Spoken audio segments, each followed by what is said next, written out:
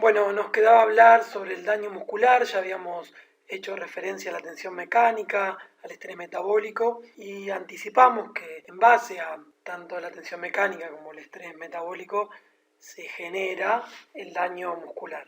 En realidad no es únicamente por esos dos mecanismos, pero los podríamos relacionar. El ejercicio o el entrenamiento de la fuerza puede causar daño al músculo esquelético. Eso es una realidad. Este fenómeno es conocido como daño muscular inducido por el ejercicio. Este daño puede ser menor o mayor.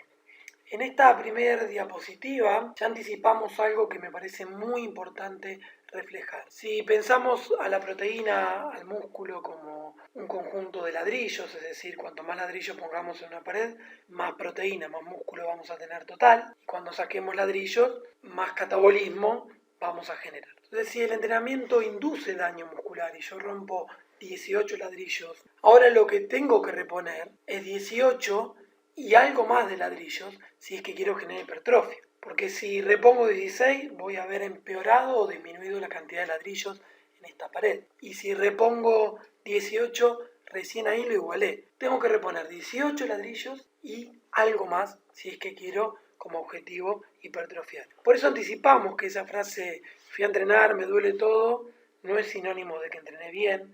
Fui a una recuperación, a rehabilitación y volví con mucho dolor. No es sinónimo de que entrené bien si el objetivo está orientado y enfocado a aumentar la masa muscular. Quizás que me duela sea una señal que me está avisando de que me pasé y no que entrené bien. Por eso establezco que es muy importante controlar estos ladrillos que rompemos, controlar este daño muscular que generamos. Se sabe que el daño muscular, está asociado principalmente cuando uno no está acostumbrado a un ejercicio que realiza o a la intensidad del ejercicio, al tipo de contracción, al ejercicio en sí, a la mecánica que tenga, cuán acostumbrado esté o no. Y muchas variables más que vamos a ir tratando de orientar ahora con el correr de las diapositivas. El entrenamiento con ejercicios puede provocar daños localizados en el tejido muscular y se teoriza que este daño muscular puede generar una respuesta hipertrófica. El daño puede ser específico de algunas pequeñas macromoléculas, microrupturas, o puede provocar grandes desgarros en la membrana plasmática del músculo, sarcolema, en el tejido conectivo de soporte que tiene la célula, la fibra muscular, e induce también lesiones a los elementos contráctiles y a todo el citoesqueleto que mantiene a esta fibra. Todas estas microrupturas que se generan en las miofibrillas, en los sarcómeros, deforman a los túbulos T, se genera una interrupción en la homeostasis del calcio, se genera un daño de las membranas. Todo este daño que generan los microtraumas o todo este daño que se genera inducido por el ejercicio, también se lo ha comparado con lo que es la respuesta inflamatoria. Es decir, se percibe el daño, los neutrófilos van a migrar a esta zona del daño y también se atraen los macrófagos, linfocitos. Estos macrófagos van a eliminar los restos de células para mantener un poco esta estructura de la fibra. Se producen citoquinas que activan a los mioblastos, a los macrófagos y linfocitos. Todo esto podría conducir a la liberación de diversos factores de crecimiento que van a regular lo que es la proliferación, la diferenciación, entre otras cuestiones, principalmente de las células satélites, que ya habíamos visto el rol que tenían en la donación de mionúcleos, en la creación quizás de alguna nueva fibra, y esto va a ser un mediador en el crecimiento de la fibra. Toda esta pequeña introducción tiene que ver con cómo se induciría la hipertrofia muscular. Esto está básicamente extraído de artículos de investigación de Brett Schoenfeld, como pueden ser el que hace referencia a los mecanismos que inducen a la hipertrofia muscular, ¿no? Y cuáles son las aplicaciones prácticas al entrenamiento. Dada esa introducción, vamos a avanzar con esta diapositiva, donde nuevamente nos encontramos con el daño muscular y algunas referencias extraídas de una revisión de un trabajo de investigación de Damas 2017 que me pareció muy interesante para compartirlo. Bueno, el título está vinculado con el desarrollo de la hipertrofia muscular del músculo esquelético a través de entrenamiento de resistencia, el rol del daño muscular y en la síntesis de proteína muscular. Sabemos que el aumento en las tasas de síntesis de proteína muscular posterior al entrenamiento de fuerza es particularmente potente o importante al inicio de un programa de entrenamiento de la fuerza. Esto es debido al alto estrés impuesto por el ejercicio de fuerza al cual el organismo no está acostumbrado. Es decir, este primer párrafo lo que nos dice que el aumento en la síntesis proteica muscular es más alto al inicio del plan del entrenamiento de la fuerza. Y esto se debe a que los sujetos no están acostumbrados a este ejercicio de la fuerza. Por otra parte, este gran estrés también se refleja en una gran magnitud del daño muscular, que es significativamente mayor después de la primera sesión del entrenamiento de la fuerza que después de sesiones posteriores. Parece que el organismo, a medida que genera adaptaciones, la carga que inicialmente te genera un daño muscular muy importante, después ya no te va a generar tanto daño, es decir, va disminuyendo el daño que te va a generar esa misma carga. Entonces, en el último recuadro podemos ver que la magnitud del daño muscular observado en las primeras fases del entrenamiento de la fuerza sugiere una gran parte de los aumentos muy tempranos, en las primeras 3 semanas, en el área de sección transversal del músculo. Y esto puede deberse a que está inducido por el edema, por hinchazón y no a la hipertrofia verdadera. Este es el primer punto que plantea este artículo muy interesante. Cuando se ha descubierto o se ha establecido que con pocas semanas había una hipertrofia muscular, lo que plantea este autor no es que vieron una verdadera hipertrofia muscular tan representativa, sino que esa hipertrofia se veía reflejada por el edema, la hinchazón y no por una hipertrofia verdadera, es decir, miofibrilar. Sigamos avanzando para profundizar en este concepto. Pero repito nuevamente que la tensión mecánica y el estrés metabólico, ambas variables, van a generar daño muscular. Y este daño muscular, lo que se está discutiendo acá es si va a ser un inductor que va a favorecer la hipertrofia muscular como respuesta al daño. ¿Es necesario generar un daño o no es necesario? Entonces, continuando un poco con este análisis, sin dolor no hay ganancia, es una frase muy común y la realidad es que esto no es así. No es necesario tanto dolor, no es necesario, diría, el dolor de aparición tardía muscular, denominado como DOMS, que ahora lo vamos a profundizar, para generar una ganancia o para generar mejoras. Entonces, anticipando eso, leemos el siguiente recuadro. Una proporción significativa del aumento inicial de la síntesis de proteínas miofibrilares probablemente se dirija hacia la reparación y remodelación muscular. Recuerden que la primera diapositiva que vimos, donde teníamos la estructura de ladrillos y rompíamos mucho, si nosotros generamos mucha ruptura, después vamos a tener que remodelar y reparar eso que rompimos. Por eso es que el aumento de la síntesis de proteína miofibrilar es muy significativo al principio del entrenamiento, porque tenemos que reparar mucho de lo que rompimos, porque rompimos mucho. Y eso entonces no se ve trasladado a una hipertrofia, sino que se ve trasladado a que tengo que reparar mucho.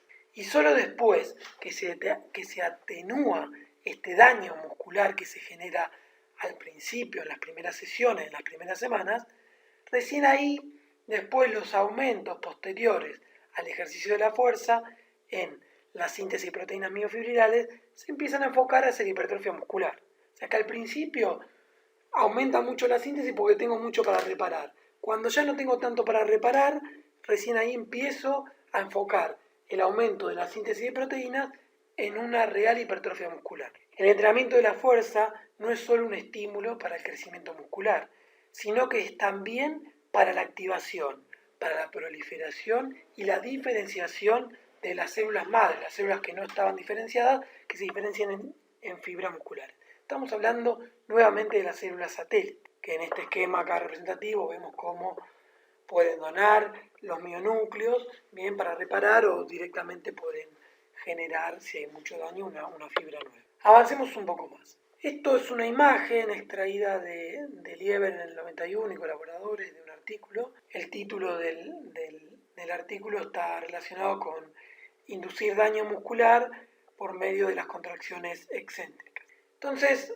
tenemos las disrupciones del sarcómero tras contracciones excéntricas. Sabemos que el tipo de contracción excéntrica genera mayor daño que el isométrico y que el concéntrico. Hay que ver si esto después se ve traducido en una mayor hipertrofia. Ya vimos algo comparando, pareciera que levemente es mejor el excéntrico que otros tipos, pero siempre resaltamos que lo mejor es la contracción dinámica y cada tanto se pueda incrementar la fase excéntrica. Entonces tenemos en esta imagen que está más en el centro y arriba un sarcómero y un gráfico del sarcómero para que se entienda. La línea Z, la miosina y la actina, bien, mezclada acá en el medio y la banda o la zona H en el medio. Pero lo importante es diferenciar las líneas Z. Entonces después podemos venir acá y vemos las líneas Z también, cómo dividen un sarcómero y otro. Esta disrupción del sarcómero tras contracciones excéntricas viene seguido de inflamación local, mala regulación del calcio, activación de la ruptura o del catabolismo de la degradación de proteínas e incrementos de la creatinquinasa que va a migrar precisamente por la permeabilidad o la ruptura que se genera en la membrana plasmática. Esta es una imagen entonces de un sarcómero sano, esta también, y acá tenemos posterior a un estímulo excéntrico cómo queda toda la ruptura microscópica de las líneas Z del sarcómero en general.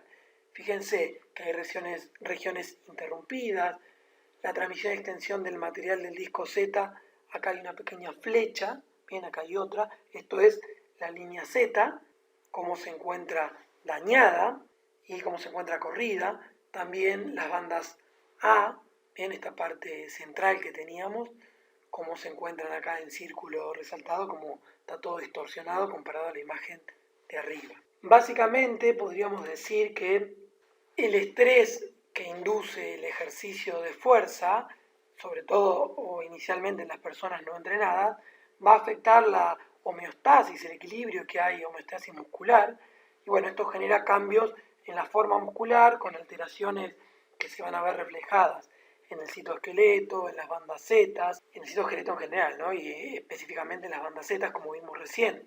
Pérdidas de proteínas estructurales, ¿no? La distrofina, la ademina, y hay más, ¿no? No solo la actina, miosina, troponina y tropimiosina. Hay cierta necrosis en algunos segmentos de la fibra muscular, alteraciones en el tejido conectivo, en los túbulos T y en el retículo sarcoplasmático. Por otra parte, también se vio establecido que el excéntrico era un mayor inductor del daño, incluso entrenar a longitudes mayores del músculo se asocia con mayor daño muscular. Se ha comparado entrenar en los últimos, por ejemplo, grados de extensión de la rodilla con grados de mayor longitud, con mayor flexión de rodilla, mayor longitud para el cuádriceps, y se vio que mayores longitudes se asocian con mayor daño. Incluso también se lo ha asociado a esto con mayores ganancias de hipertrofia, pero no está del todo claro. En el caso de las células satélites ya dijimos que son células que van a donar el núcleo para reparar las fibras dañadas y esto sería un estímulo. Si sabemos que la cantidad de células satélites va aumentando a medida que entrenamos, se va generando mayor cantidad de mionúcleos en las fibras musculares y es decir, tenemos mayor fábrica para sintetizar proteínas. También sabemos que el daño va a inducir la proliferación, la diferenciación. Podríamos decir que el daño es necesario hasta cierto punto. Vamos a avanzar a esta diapositiva.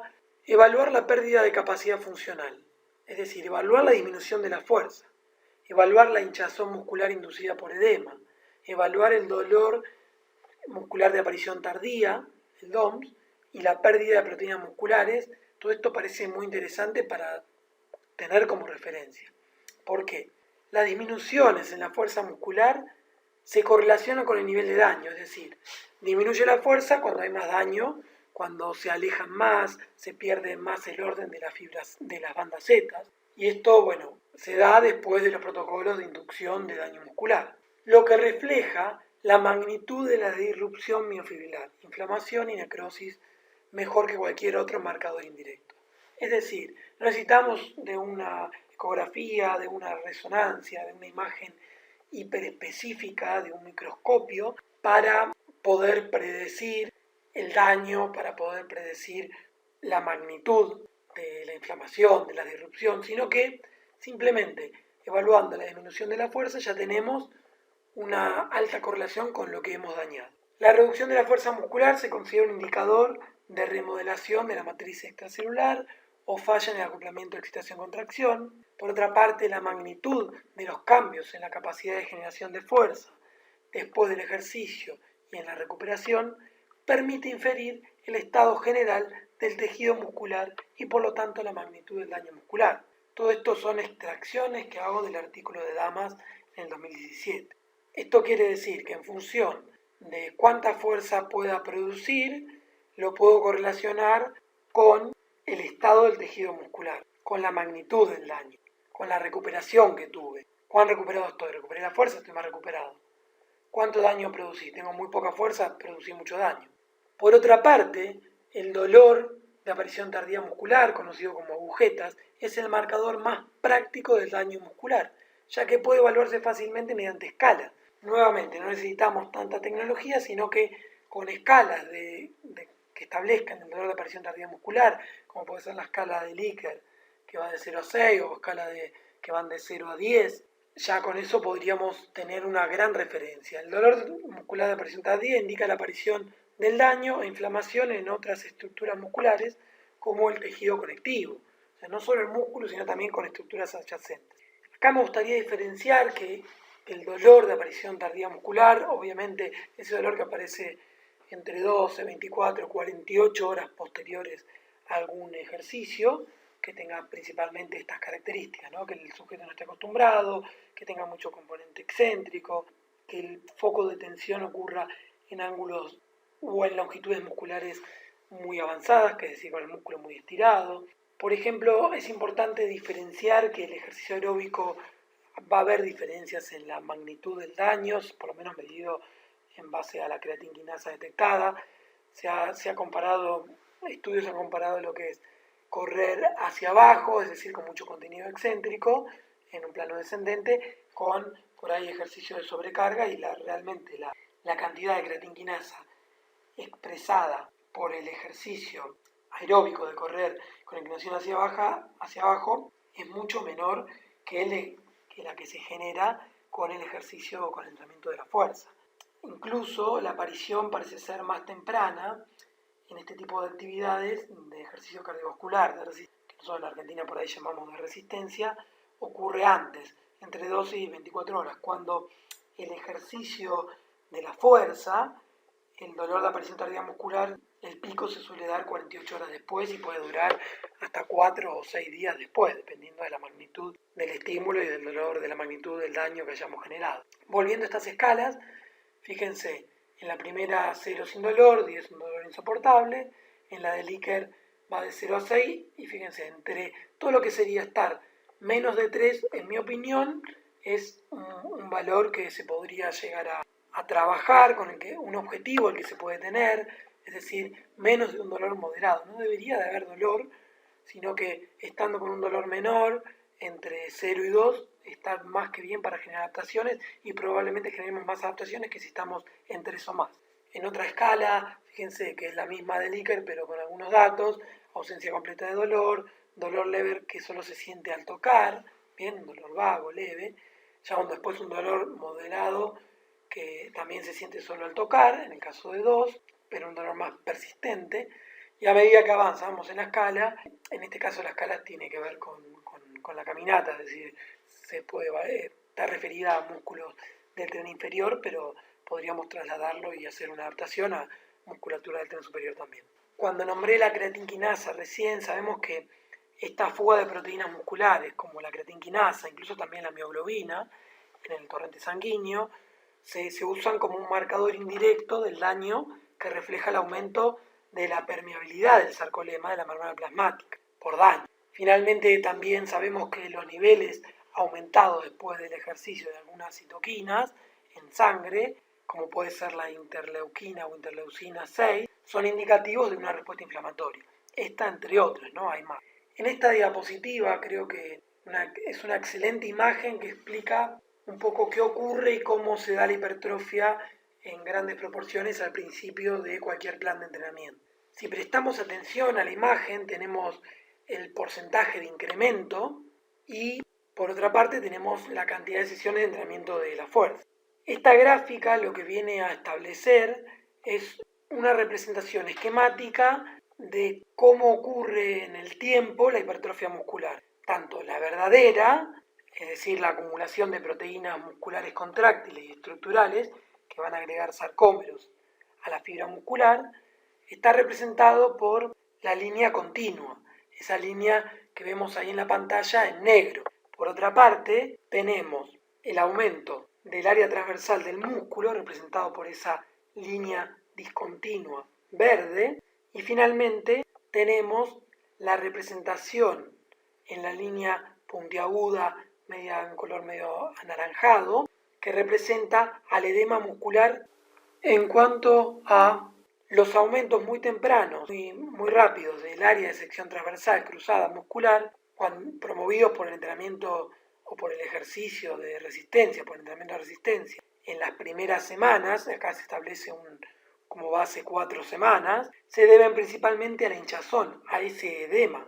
Alrededor de 8-12 sesiones de entrenamiento de la fuerza, se puede detectar una magnitud moderada de hipertrofia muscular. En realidad, si prestamos atención, entre un 3 y un 4% establecen los autores de lo que va a ser la hipertrofia verdadera. Entonces hay que fijarse la diferencia que hay entre el edema inducido, el edema muscular, y la hipertrofia o el área de sección transversal muscular, porque mucho de este aumento del área de sección transversal se debe al edema. Luego, con el correr de las semanas, con el tiempo, acá los autores van a establecer más o menos en un lapso de entre 6 y 10 semanas, ya son suficientes para promover una hipertrofia muscular verdadera y funcionalmente significativa en un mayor porcentaje. ¿Por qué?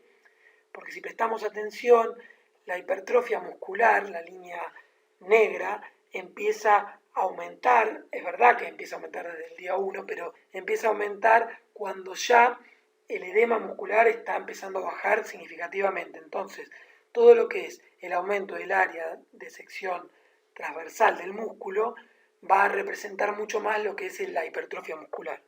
Este modelo teórico de estos autores, de Damas y colaboradores, me parece genial y muy explicativo para entender cómo funciona este proceso.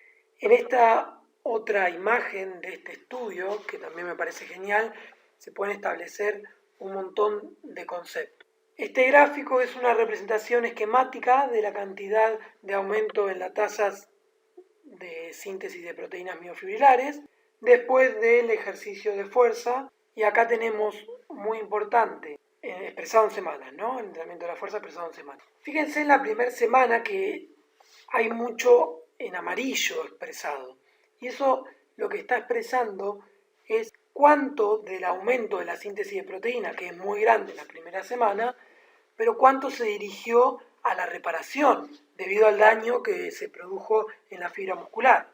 El daño está representado por la línea discontinua anaranjada, naranja, y entonces gran parte, como hay mucho daño, mucho se dirigió a la reparación y muy poco queda en verde, que es realmente la hipertrofia de la fibra muscular que se va a dar.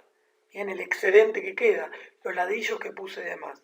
Lo que sí se puede ver es que los periodos acumulativos de aumentos orientados de la síntesis de proteína muscular, es decir, que van a ir aumentando la hipertrofia muscular, cuando lo manejamos a lo largo del tiempo, sí da como resultado un aumento ya un poco más crónico en el tamaño de la fibra muscular. Esto quiere decir que la hipertrofia que se ve con la línea discontinua verde va a empezar a ser, a medida que avanzan las semanas, cada vez más significativo. Vuelvo a tomar el puntero láser para explicar un poco lo que recién desarrollé y marcándolo.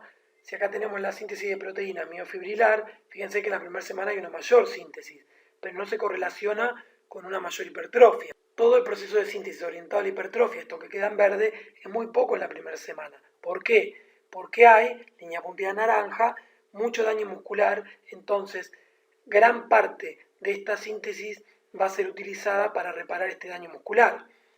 La hipertrofia muscular, representada en verde, ya empieza en la primera semana, pero recién después de 3-4 semanas empieza 4, 5, 6, empieza a ser más significativo, porque al principio mucho tengo que reparar, tengo más síntesis miofibrilar, sí, pero la uso para reparar porque tengo más daño también. A medida que cae el daño que genero, queda un mayor porcentaje para aumentar la hipertrofia muscular.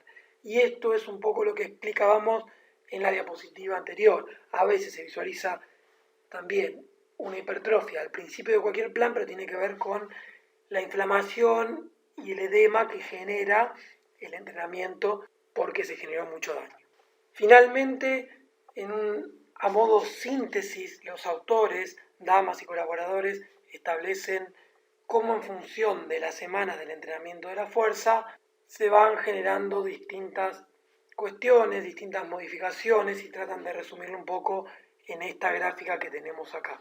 Lo que se puede ver en las primeras 2 semanas, básicamente del entrenamiento de la fuerza, es que las líneas Z se encuentran significativamente dañadas, disminuye el rendimiento muscular, lo vimos con la fuerza, incrementa el dolor de aparición tardía muscular o agujetas, también incrementan algunas proteínas en sangre, como la creatinquinasa. La síntesis de proteína miofibrilar se ve incrementada, muy incrementada, pero esto no correlaciona con la inducción o con inducir un incremento en la sección transversal de la fibra y el músculo en general.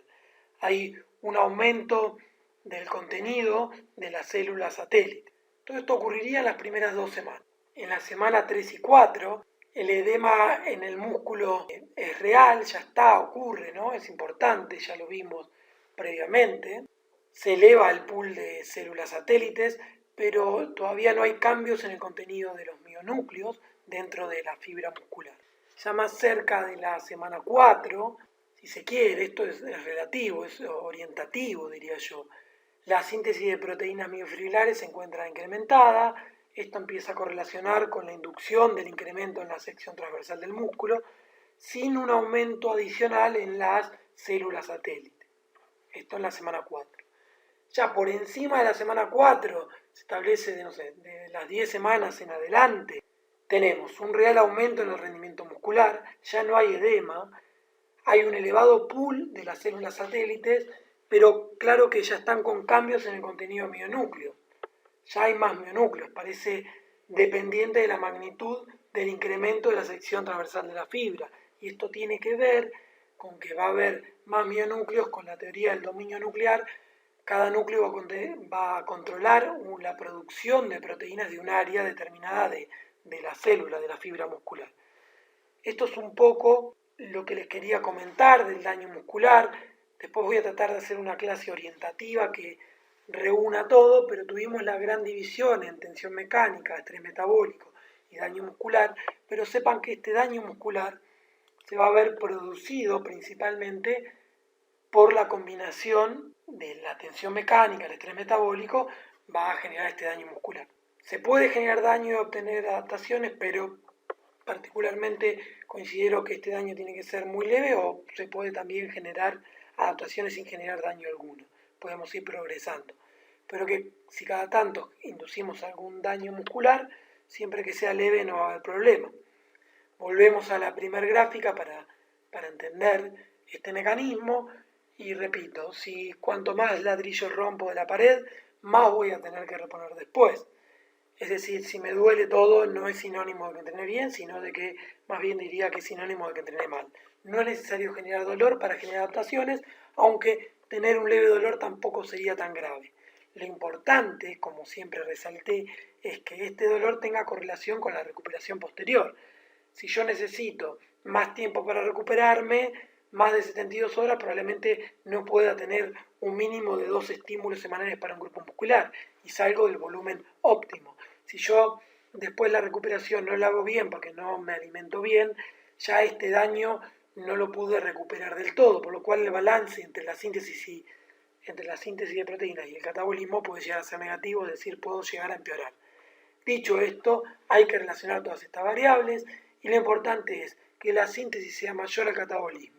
Mantenerlo repetidamente en el tiempo va a generar que se aumente la masa muscular y se genere hipertrofia.